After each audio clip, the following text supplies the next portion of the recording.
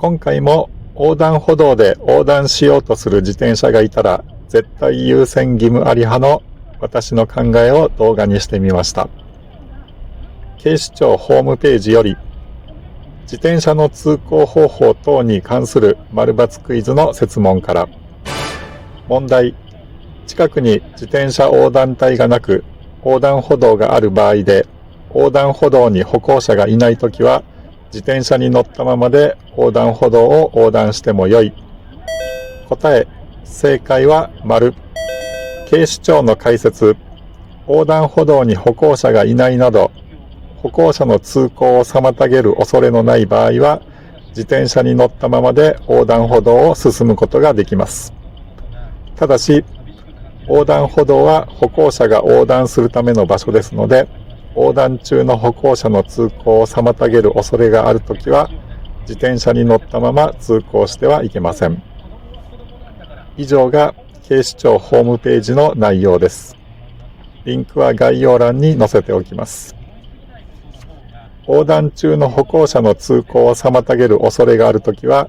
自転車に乗ったまま通行してはいけませんという根拠が道交法第2条の4で横断歩道は歩行者の横断のように供するための場所であることが示されている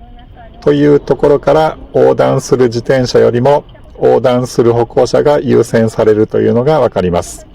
ここで目線を変えて考えてみます。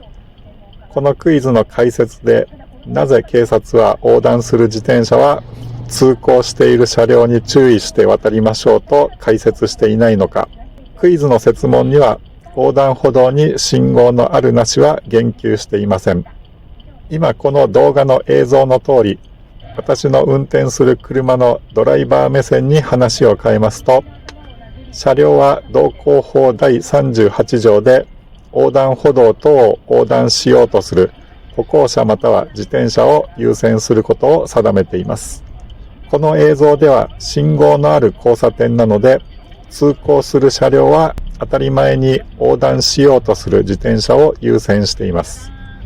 横断しようとする自転車が通行してくる車両が停止するか確認する重要性は相当低くなります。自転車は歩行者の動向に気を配ることに集中して横断できます。場面が変わって信号のない横断歩道でも同じであると考える必要があります。横断しようとする意思を持つ自転車が横断歩道手前で待っていたら、通行する車両は横断しようとする自転車を優先するべきです。待っている自転車は通行してくる車両が停止するのを期待して待っています。ドライバーは徐行して停止する義務を果たすべきです。横断する自転車が歩行者を優先する理由の横断歩道は歩行者の横断の場所であるからというのを持ち出してきて、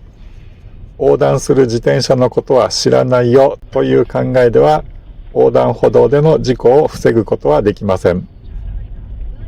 ドライバー至上主義目線で言うと、自転車には交差点を車道通行しようとする自転車もいるから、いちいち止まってたまるかという言い分もわからなくはないですが、少なくとも歩道を通行してきて横断歩道手前で待っている自転車は明らかに横断歩道を横断する意思を持っていると瞬時に判断できるので、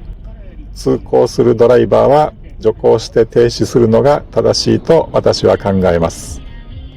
絶対優先義務あり派の私は信号のない横断歩道では必ず停止するようにしています。そして自転車を進行させてみて、横断歩道を横断する意思があった自転車だったか、交差点を車道通行する意思があった自転車だったか、見極めてから通行を再開するようにしています。